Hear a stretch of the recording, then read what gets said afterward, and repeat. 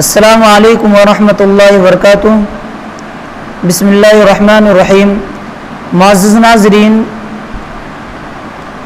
کل ہمارے یہاں پہ 9 ذی الحجہ ہے اور 9 ذی الحجہ کو فجر کی نماز کے بعد سے لے کر 13 تاریخ کی عصر کی نماز کے بعد تک ہر نماز کے بعد تکبیرات پڑھنا یہ مشروع ہے۔ مرد حضرات زور سے پڑھیں، صحابہ اکرام سے یہ ثابت ہے۔ اصل دلیل تو قرآن کریم میں اللہ تعالیٰ نے فرمایا وَاذْكُرُوا اللَّهَ فِي أَيَّامٍ مَعْدُودَاتٍ۔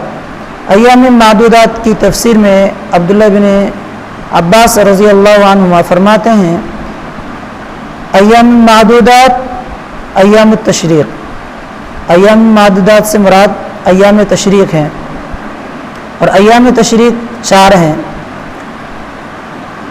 اس میں اس آیت میں تکبیرات کا جو حکم دیا گیا ہے وہ تکبیر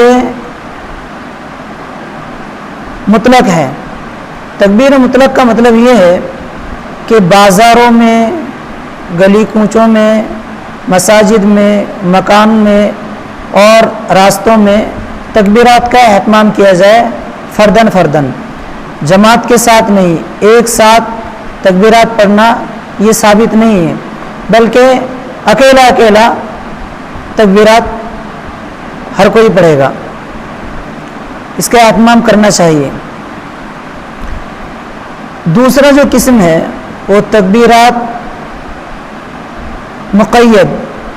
تکبیرات مقید کا مطلب یہ ہے کہ 9 ذی الحجہ کی فجر کی نماز سے لے کر 13 ذی الحجہ کی عصر کی نماز تک ہر نماز کے بعد پڑھنا یہ صحابہ اکرام کے آثار سے ثابت ہے۔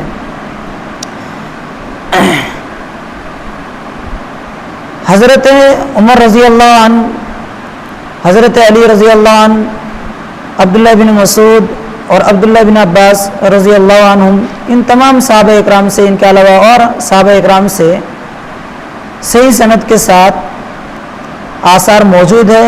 ان آثار کی بنیاد پر ہمارے لیے عمل کرنا یہ مشروع ہے، کیونکہ بڑے بڑے محدثین اکرام اور علماء اکرام اسی کے قائل ہے، ان آثار کی وجہ سے کہ تکبیرات کا اہتمام کیا جائے۔ انہوں نے فتویٰ دیا ہے، جیسے کہ شیخ بن باز، شیخ صالح العثیمین اور علامہ ابن تیمیہ اور دوسرے علماء اکرام اس کے قائل ہیں، تو ان کا اہتمام کرنا چاہیے، پڑھنا چاہیے۔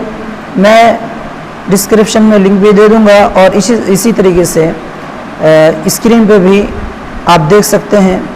اللہ تعالیٰ سے دعا ہے کہ اللہ تعالیٰ ہمیں قرآن اور سنت کے مطابق عمل کرنے کی توفیق عطا فرمائے اور بدعت و خرافات سے ہماری حفاظت فرمائے۔ والسلام علیکم ورحمۃ اللہ وبرکاتہ۔